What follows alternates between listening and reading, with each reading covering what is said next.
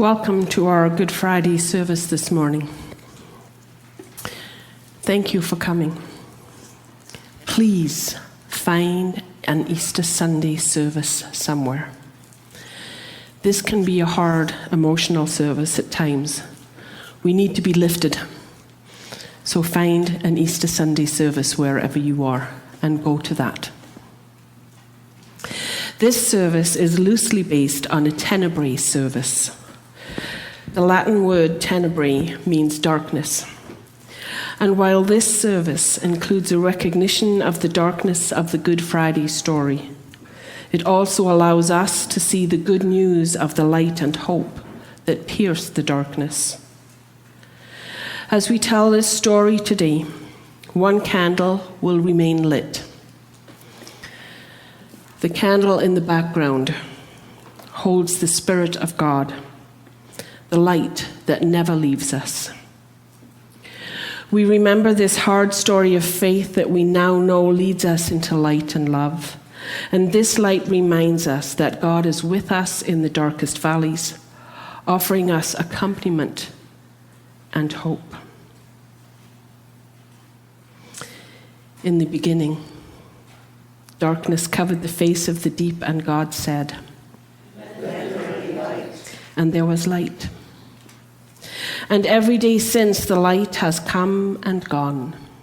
The sun has risen and set. The moon has waxed and waned. The light is still with us. In the beginning was the Word, which brought all things into being. What has come into being through him is life. And the life was the light of all people. When God made the light, when the light of all people came into the world, God did not send away the dark. The darkness remained. But the light shone in the darkness. The darkness did not overcome it. Let us enter this holy time of remembering the light of the world whose radiance was dimmed by violence but never extinguished. Let us enter and remember together.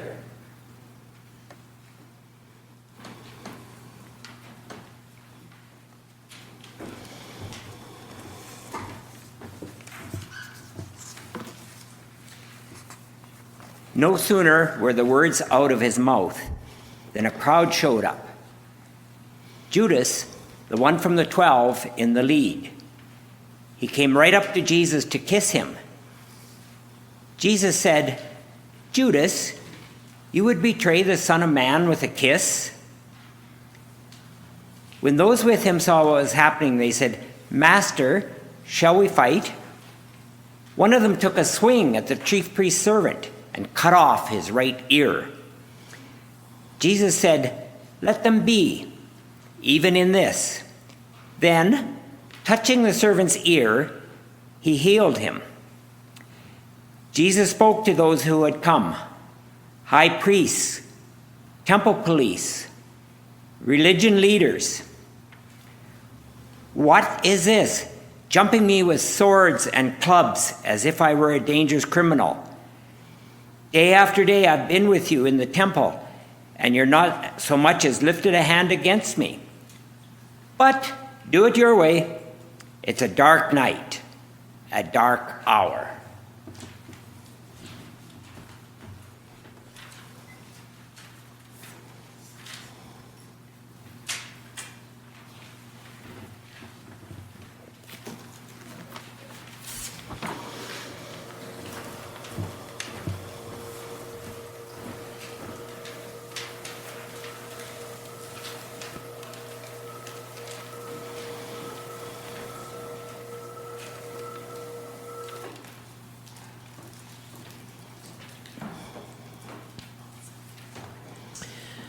This is a picture of the story of Gethsemane.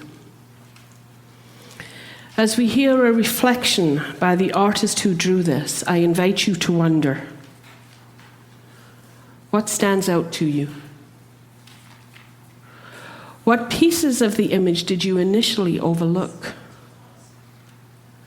If you were to draw a picture of that moment, what might you do differently? Hear these words by the artist, the Reverend Lauren Wright Pittman. Creating this image was overwhelming. I sought to capture Jesus' nonviolent response to relentless violence. As I considered each moment of his journey to the cross, I felt despondent. I know how hard it is to resist the reactive urge that courses through me, even experiencing mild forms of violence. How much more difficult then for Jesus to endure such dehumanizing acts? Was he stripped so completely of his humanity that only divinity remained? And even that restrained from retribution. Begin at the center with Judas's kiss. Intimate, subversively violent. Follow the sword behind Judas to the top left. A disciple fiercely defends Jesus, while to his right the high priest's slave screams after his ear is cut. Jesus reproves the violence and heals the servant. Moving clockwise, a man, representing the chief priests and temple police, points an accusatory finger, wielding the authority to kill an innocent man. To his right, a man crafts Jesus' cross, quietly sustaining the violence of the status quo. Below him, an opportunist casts lots for Jesus' clothes, while a leader laughs at the impossibility that the Messiah will save himself. And finally, in the bottom left, a man offers Jesus sour wine in a moment of deep thirst, physical and spiritual. At the heart of it all is Jesus, tearful, looking at us. His halo shines, revealing the many faces of violence around him. From the foundation of his steady posture grows an olive branch. The branches extend beyond his clothing, reaching out to embrace those around him. Through his nonviolent stance, the truth of a violent world is revealed. And in that truth, the good news of peace finds soil in which to take root, to grow, and to flourish.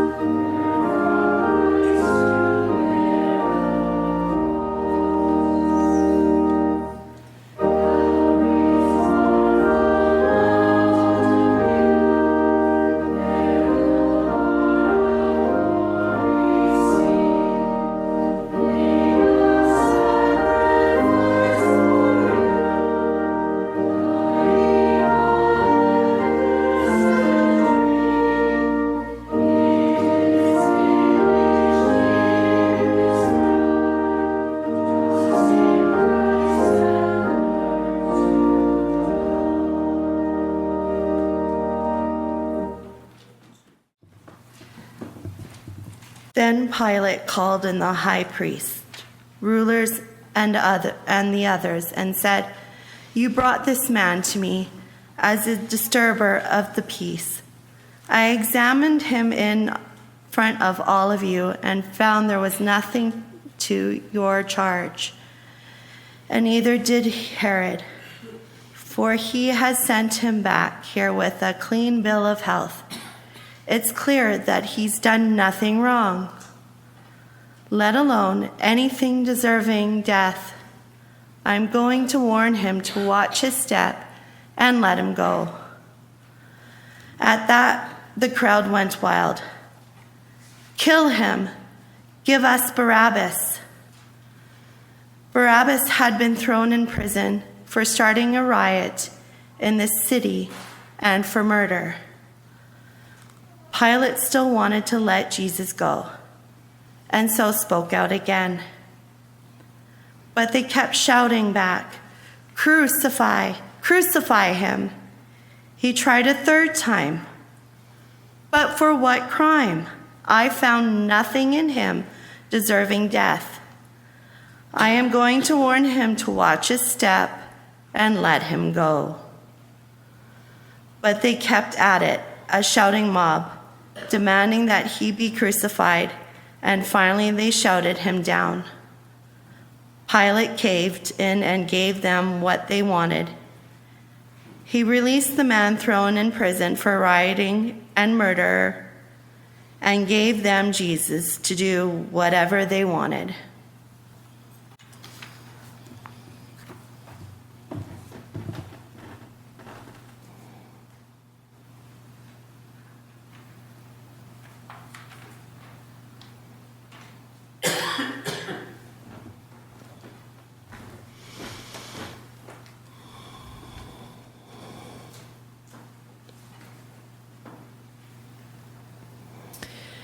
In his book, What Will You Do with King Jesus?, James A. Harnish writes, "Is it possible that our world still knows better how to deal with a bandit, a murderer, an insurrectionist, than it knows what to do with those whose goal is peace? Is it possible that we would rather deal with raw power that rides on a stallion than with this one who comes on a donkey, with the weapons of love, patience, suffering, and peace? Given the choice, isn't it possible that we would take Barabbas too?" As we revisit this story again, we are invited to wonder where we would be in this story. The world today holds many of those same challenges. The challenge of deciding which power to follow, the power of violence or domination, the power of justice and love. The challenge of standing against those who are manipulating the world for their own good. The challenge of firmly resisting violent words, damaging words, words that diminish and dismiss. Like the crowd so long ago, are we complicit in cycles of violence by what we do or don't do? We do well to remember that we don't have to be alone as we look at our choices. God, who made us, knows our hearts, knows our flaws, and knows all our best intentions. Let us return to God in prayer with our whole hearts. Holy God, we can see ourselves in the people surrounding Jesus in his final days. We are Judas, betraying what we hold most dear for status, wealth, and security. We are the soldiers using our power to maintain the status quo which serves us. We are the disciples, brandishing our weapons to fight violence with violence. And we are the high priest's servants, victims of a world focused on winning. God of compassion, forgive us. We are Herod, finding our entertainment at the expense of other people's dignity. We are Pilate, excusing ourselves from the blame that is rightfully ours. We are the crowd, fearful, angry, looking for someone to blame, demanding retribution. We are Barabbas, our lives spared while others are crucified.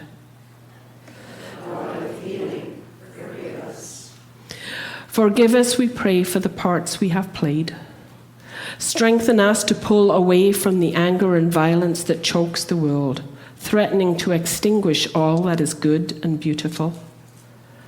Embolden us to break the cycles of violence, of division. Disrupt us. God of love, forgive us. Kyrie eleison, have mercy on us. Amen.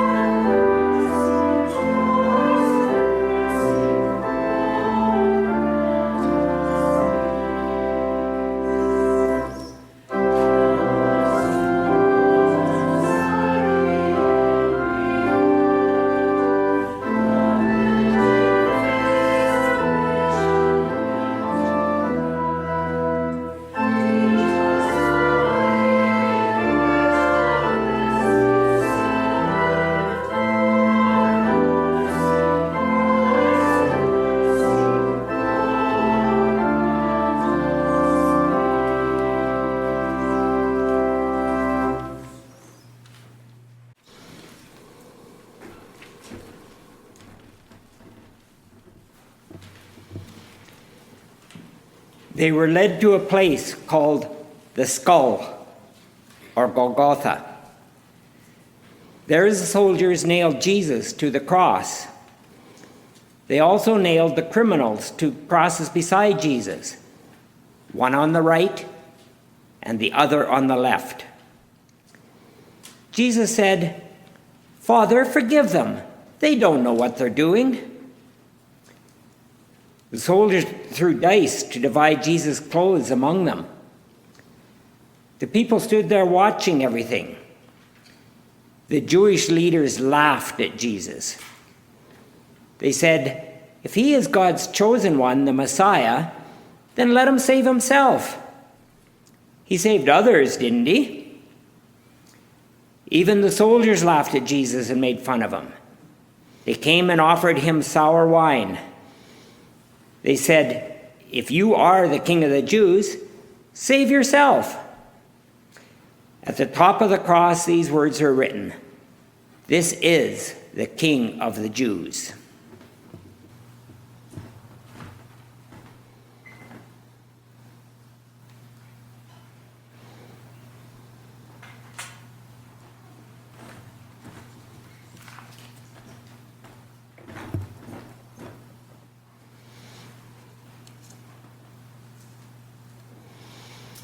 We can see this, can't we, in the world around us? The taunting, the delight in misery, people getting caught up in a swirl of energy that brings destruction and pain. When we look at this part of Good Friday, it makes us squirm. Our hearts get heavier. As those who are watching this unfold, we are uncomfortable. This is the kind of behavior that starts the inner self examining of what has been done. At this point in the story, the crowds were quieter. Their frantic energy had dissipated. Now, the result of what they did or didn't do was real. And someone they knew, someone close to them, was the victim. The flicker of hope is that people could recognize that they had been part of something awful. The flicker of hope is that this was the moment when they could begin to rethink choices, to move forward toward better ones. The flicker of hope for us is that we can learn to speak out when the taunting begins, to speak out when the innocent are victimized, to step into energy that supports and heals. Even in these moments, hope can be found.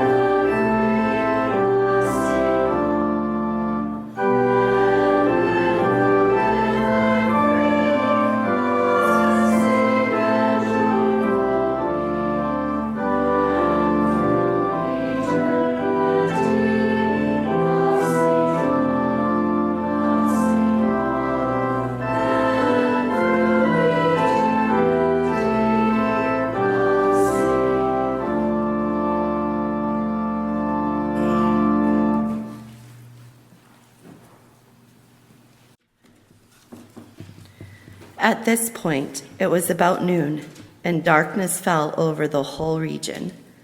The darkness persisted until about 3 in the afternoon. And at some point during this darkness, the curtain in the temple was torn in two. Jesus said, "Father, I entrust my spirit into your hands." And with those words, he exhaled and breathed no more.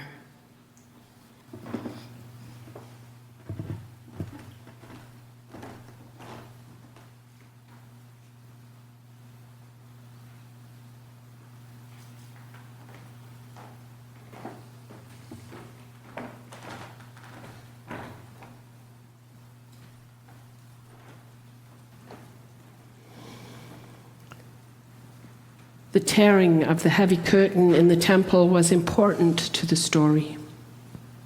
This curtain separated the holiest place in the temple from the rest of the temple. Some scholars see in this act a symbol of God opening the way for all humans to enter into the holy presence. Jesus' death brought forgiveness and opened the way for all to come to God. Other scholars see in the curtains being torn the opposite meaning. God's presence can no longer be confined to any single geographical place. The suffering and death of Jesus ended one age of human history, and now a new era had begun. Now God was on the move, at large, invading the whole world.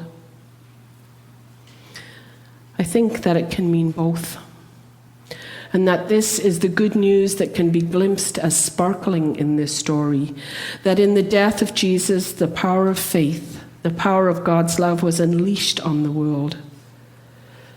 Jesus resisted the use of violence, but enlisted the strength of courage and boldness, of community, to make a difference in the world, to break cycles of violence and create cycles of care. I invite us to stand and sing together, "You Seize No Sword."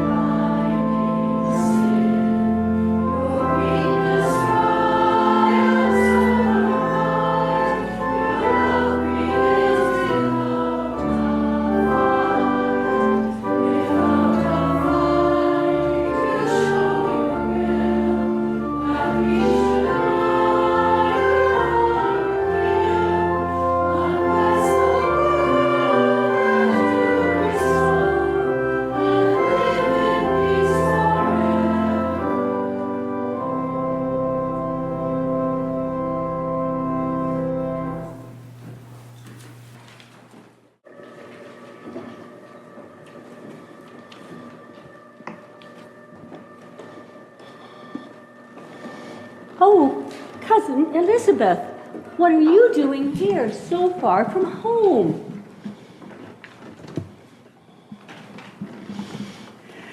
My neighbors brought me. I was thinking about coming because this might be my last chance to come to Passover in Jerusalem. But once we heard what happened here yesterday, I knew I had to come. Oh, my child. Oh, I must get you some water. Let me get you some water. Stop fussing and sit down. I didn't come for water. I came to be with you. Let me hold your hand. I could not believe it when I heard Jesus was gone. Word spreads fast. How are you doing? Oh, I hardly know what to say. I am caught in a nightmare that I can't wake up from. How could this have happened? It's certainly not what we imagined when angels told us about the babies we'd bear. I know. Our sons had so much to give the world. I will never forget when I was well along with John and you came to visit me. He leaped so high in my womb, it also scared me. But God told me it was a good sign. Don't be afraid. That's what the angel said to me and to Joseph too. We never imagined being afraid of something as terrible as this. Although I guess I was warned. When we presented Jesus at the temple when he was a baby, Simeon declared to everyone that our child was the Messiah. But then he said to me that some would oppose him and a sword would pierce my soul too. I don't think a sword could hurt any more than I'm hurting now. To witness him suffering so on that horrible cross, and now he lies in a tomb. Sometimes it's better that we don't know what's going to happen. If someone had told me John would be jailed and beheaded, I don't know what I would have done. I might never have let him leave home. Do you think it was always meant to end so brutally? Could we have done something different and prevented all this? I keep remembering that wedding in Cana when they ran out of wine. Jesus didn't want to do anything about it, but I nagged him until he had no choice. What if I'd left him alone to reveal himself when he was ready? No, don't torture yourself like that. It was far beyond our control. God had a plan for both our boys, and the ones who hold power had their plans. There was nothing we could have done to change that. They both knew what God had created them to do, and they followed these paths. You know that I love all my children, but Jesus was always different, so focused, so wise. Maybe if he hadn't confused people with riddles and stories, or told people such hard truths. But then he wouldn't have been who he was meant to be. What if John hadn't called the Pharisees or the Sadducees a nest of vipers, or hadn't told Herod it was a sin to steal his brother's wife? Might he be here? We'll never know. God's way is not our way. Isn't that what the prophet Isaiah said? But I can't help but wonder if God truly understands a mother's grief. I have had more time to deal with this than you have. Not that it gets any easier, but I've thought about it a lot, and I think God grieves their deaths as much as we do, because God certainly loves them as much or more than we do. Then God must love them very, very much.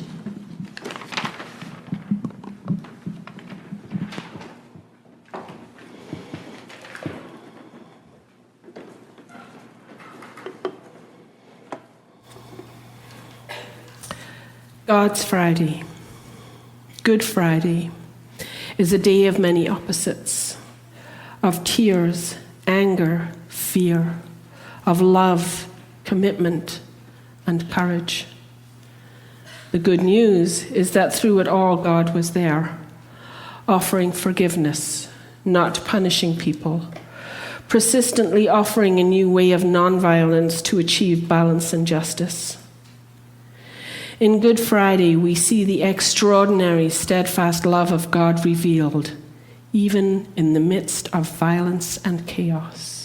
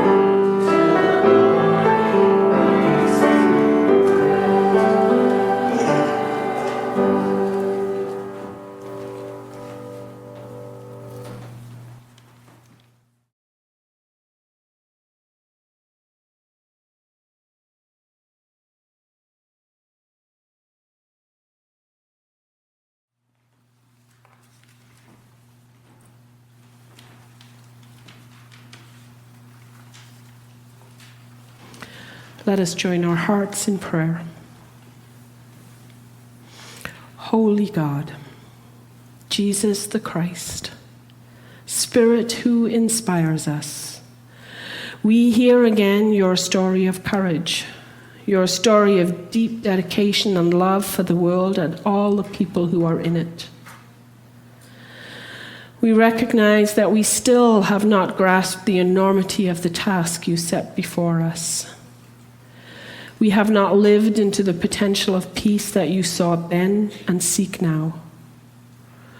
Strengthen us to face the very worst in our world: hatred, greed, lust for power, violence, oppression. Our own fears that we are small or significant, unworthy. Help us to bring your truth, grace, faith, hope, wisdom, and love, the greatest of these being love. For your love has the power to lift up the good out of the chaos, the power to light up the world. May we always look for your light, shining into all the corners of the world, so that we can see where you are, that we may go there also.